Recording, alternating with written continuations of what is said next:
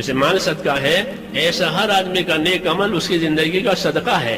اس کا جتنا یہ اخفا کر سکتا ہے، پوشیدہ کر سکتا ہے، یہ اس کے اظہار سے بہتر ہے. اظہار تو ضرورت کے لیے کرنا پڑتا ہے، جیسے فرض نماز جماعت سے پڑھی جائے گی، فرض ہے کہ اظہار کر کے پڑھو تاکہ اور لوگ بھی پڑھیں. ورنہ کہ اپنی نیکیوں کو ایسے چھپاؤ جیسے اپنے گناہوں کو چھپاتے ہو. لوگ اپنے گناہوں کو، اپنی غلطیوں کو، اپنی کمزوریوں کو چھپاتے ہیں تاکہ ماحول میں رسوائی نہ ہو.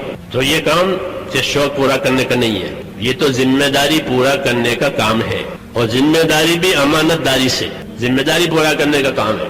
اور ذمہ داری کیسے پوری جائے گی؟ پوری امانت داری سے. جب ذمہ داریوں کو امانت داری سے پورا کیا جائے گا تو یہ اللہ سے قریب ہو جائیں گے. ان کی خدمت، ان کی اطاعت، ان کی قربانی وزندار ہو جائے گی.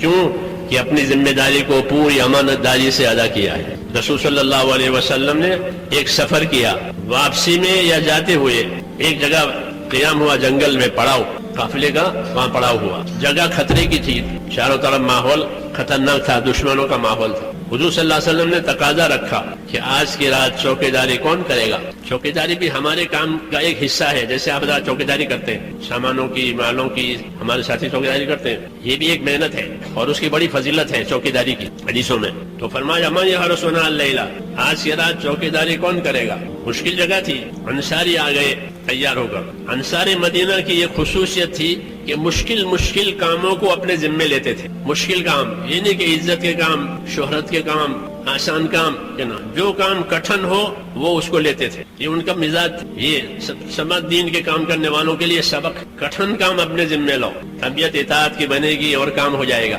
مشکل کام، اعزازی کام نہیں، یہ کام اعزازی نہیں ہے. حضور نے فرمایا انصار مدینہ کو میں جانتا ہوں کہ ان کا مزاج ہے. انصار سے کہا تمہارا مزاج ہے، میں تمہیں جانتا ہوں کہ تمہارا مزاج یہ ہے کہ تکثرون عند الفزع وتقلون عند الطمع. یہ کوئی کٹھن کام ہوتا ہے، مشکل معاملہ ہوتا ہے تو اس کو ادا کرنے کے لیے اور پورا کرنے کے لیے تم سب سمیٹ کر کے آ جاتے ہو کہ اس کے لیے ہم حاضر ہیں، بتائیے کیا کرانا ہے. یہ وفاداروں کی شان ہے، یہ شان وفاداروں کی ہے کہ ہم وفادار ہیں. تو فرمایا کٹھن کام یہ اپنے ذمے لیتے ہیں. اور کوئی میٹھا معاملہ ہوا، ملائم معاملہ ہوا تو چھوڑ دیتے ہیں. یہ میٹھا معاملہ ہے، ملائم معاملہ ہے، کوئی اور کر لے گا. بحرین سے مال آیا، پوچھا کیا کرنا ہے اس کو؟ انصار نے عرض کیا کوئی بات نہیں ہے، مہاجرین کو دے دیجئے. ملائم معاملہ ہے، میٹھا معاملہ ہے، رقم آئی ہے تو کس کو دیں؟ مہاجرین کو دے دیں. اور خندق کھودنی ہے تو اس کے لیے ہم ہیں. انصار کی جماعت 10 آدمیوں کی جماعت بنائی تھی خندق کھودنے کے لیے. خندق کھودنے کے لیے 10 آدمی کی جماعت بنائی تھی، ناپ کر زمین دی تھی کہ یہ آدمی یہ اتنا کھودے اتنا کھودے. جو انصار کی جماعت کھودتی تھی، جو اپنے حصے کی جماعت وہ پورا کر چکی اور کھود لیا. تو اب کہ چلو کون سی جماعت ہے جن کا کام بھی پورا نہیں ہوا ہے، ان کی مدد کریں گے، ان کا ہاتھ بٹائیں گے. یہ نہیں کہ ہماری جماعت نے تو ہم نے کام کر لیا. یہ کٹھن کام اپنے ذمے لیتے تھے. یہ سبق دیا ہے دین کی نصرت کرنے والوں کو کہ اعزازی کاموں میں آگے رہیں اور مشکل کاموں میں پیچھے ہو جائیں کہ اس سے دین کو ترقی نہیں ہوگی اور ان کی تربیت بھی نہیں ہوگی.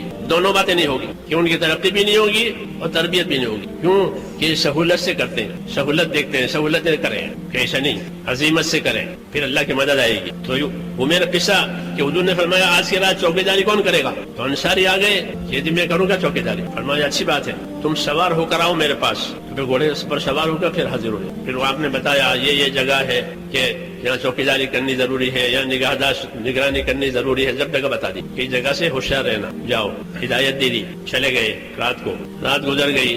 صبح کی نماز کا وقت آیا تو جناب رسول اللہ صلی اللہ علیہ وسلم لوگوں کو نماز پڑھانے کے لیے تشریف لائے. آپ نے لوگوں سے پوچھا تمہارے سوار کا کیا حال ہے، کوئی خبر ہے؟ لوگوں نے کہا ہمارے پاس تو ابھی ہمارے سوار کی کوئی خبر آئی نہیں، بس وہ رات کو گئے ہیں. پھر آپ نے نماز پڑھائی. نماز سے فارغ ہونے کے بعد فرمایا کہ تمہارا سوار آنے ہی والا ہے. اتنے میں وہ جھاڑیوں میں سے آتا ہوا نظر آیا، جنگل میں سے، اور آ کر کے سامنے کھڑا ہو گیا سلام کر کے. حضور صلی اللہ علیہ وسلم نے پوچھا کیا پوچھا؟ یہ نہیں پوچھا خیریت ہے، رات کیسے گزری، یہ نہیں پوچھا. تربیت کی باتیں ہوتی ہیں. یہ پوچھا کہ یہ بتاؤ رات کو اپنے گھوڑے پر سے اترے تھے؟ حل نزل تھا، رات گھوڑے پر سے اترے تھے؟ عرض کیا بالکل نہیں اترا، ساری رات چکر دیتا رہا. نماز کا وقت آیا، صبح کی نماز کا وقت، اس کے لیے اترا تھا. پیشاب کی حاجت ہوئی تھی، اس کے لیے اترا تھا. باقی پوری رات اپنے گھوڑے پر رہا اور اپنے کام میں مشغول رہا. یہ کارگزاری دی. جب انہوں نے یہ کارگزاری دی تو کیا جواب ملا؟ کارگزاری کے جواب میں یہ ملا قد اوجبتا، آپ نے اپنی جنت واجب کر دی. جاؤ یہ مثال میں نے اس لیے عرض کی ہے کہ اپنے کام کو ذمہ داری کو امانت داری سے کرنا، یہ پوری امانت داری سے کام، رات بھر اپنے گھوڑے سے نہ اترے، یہ عظمت کہلاتی، اللہ کے کام کی عظمت، اس کے حدود قیود کی حفاظت۔ اس لیے ایک ہی رات میں اتنا انعام مل گیا کہ آپ نے اپنی جنت واجب کر لی۔ یہ سبق ہوتے ہیں ہمارے اللہ کے کام کو کہ پوری امانت داری کے ساتھ، پوری ذمہ داری کے ساتھ کیا جائے گا، کوئی دیکھے نہ دیکھے، کوئی پوچھے نہ پوچھے، کہ اللہ تعالیٰ بندوں کے اعمال کو خود دیکھنے والے ہیں۔ قل اعملوا فسيرى الله عملكم، کام کرو اللہ تمہارے کام کو دیکھے گا، حساب کتاب اللہ کے ہاتھ میں ہے۔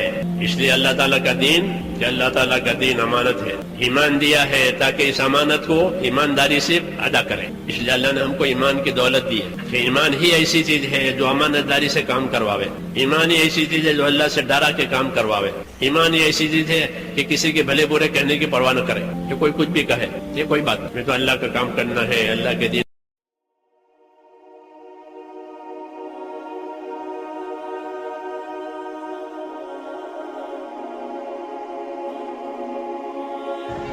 آج اکثر ہم دعا کرتے ہیں، یا اللہ ہمیں ہدایت عطا فرما۔ نماز کی ہر رکعت میں ہم پڑھتے ہیں، اہدنا الصراط المستقیم، اے اللہ ہمیں سیدھا راستہ دکھا۔ لیکن سوال یہ ہے، ہدایت اصل میں ہوتی کیا ہے؟ کیا صرف علم کا نام ہدایت ہے؟ کیا صرف دین کی باتیں جان لینا ہدایت ہے؟ کیا صرف مسلمان پیدا ہو جانا ہدایت ہے؟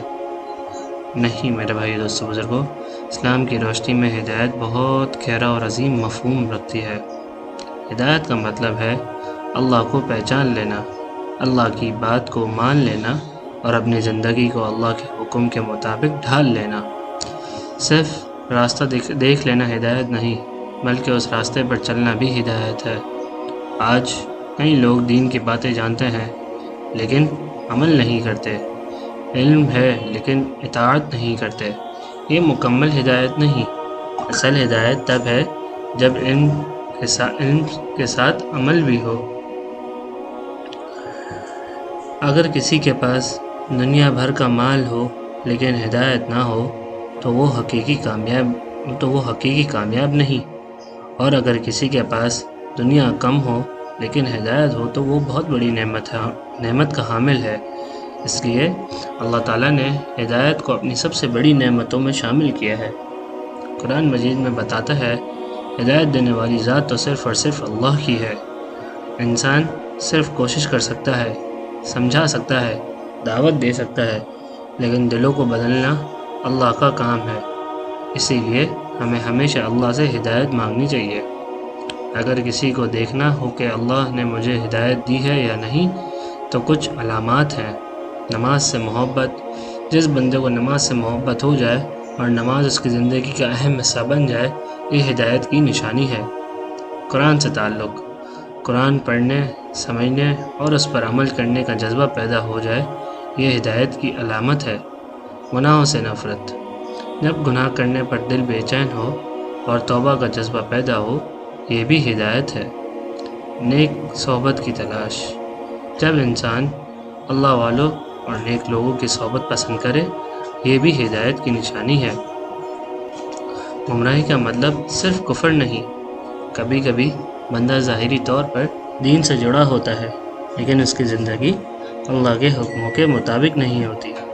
ہدایت کا مطلب ہے اللہ کی اطاعت، رسول اللہ صلی اللہ علیہ وسلم کی پیروی، آخرت کی فکر، گناہوں سے بچنا، اور گمراہی کا مطلب ہے نفس کی پیروی، دنیا کو مقصد بنا لینا، اللہ کے حکموں کو نظر انداز کرنا۔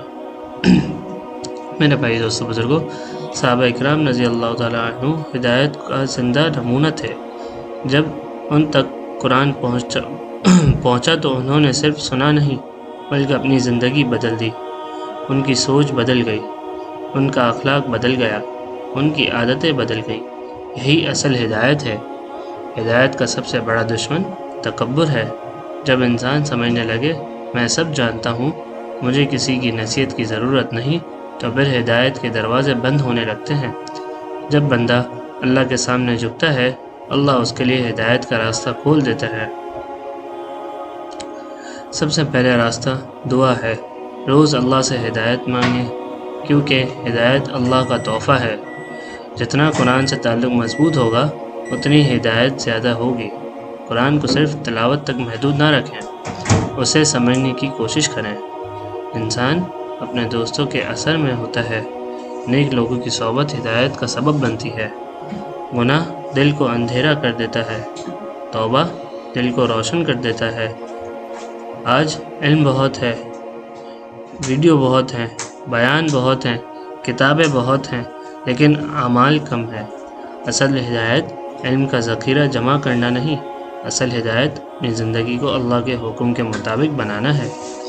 آج ہر شخص اپنے دل سے پوچھے، کیا میری نماز بہتر ہو رہی ہے؟ کیا میرا قرآن سے تعلق مضبوط ہو رہا ہے؟ کیا مجھے گناہ پر ندامت ہوتی ہے؟ کیا مجھے اللہ کی رضا کی فکر ہے؟ کیا میری زندگی دین کی طرف بڑھ رہی ہے؟ اگر جواب ہاں میں ہے تو ہدایت کی نشانی ہے۔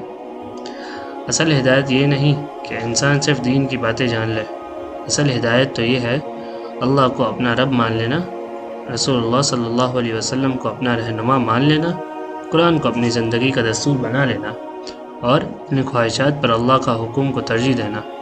یہ صراط مستقیم ہے، یہی کامیابی کا راستہ بھی ہے، یہی دنیا اور آخرت کی نجات ہے۔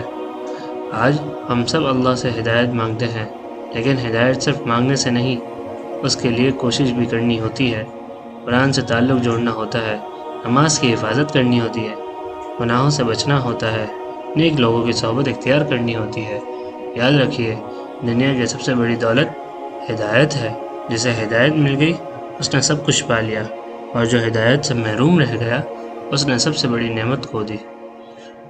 آخری میں بس یہی دعا ہے کہ یا اللہ ہمیں صراط مستقیم پر چلنے کی توفیق عطا فرما، ہمارے دلوں کو ہدایت سے روشن فرما، ہمیں قرآن سے محبت عطا فرما، ہمیں نماز کی پابندی نصیب فرما، ہمیں گناہوں سے بچنے اور توبہ کرنے کی توفیق عطا فرما، ہماری زندگی اور موت ہدایت والی بنا، اور ہمیں جنت الفردوس میں اعلیٰ مقام عطا فرما۔ آمین یا رب العالمین۔ مزید اسلامی اور اصلاحی بیانات کے لیے ایمانی بیانات کو فالو کریں، لائک کریں، سبسکرائب کریں۔ جزاکم اللہ خیرا۔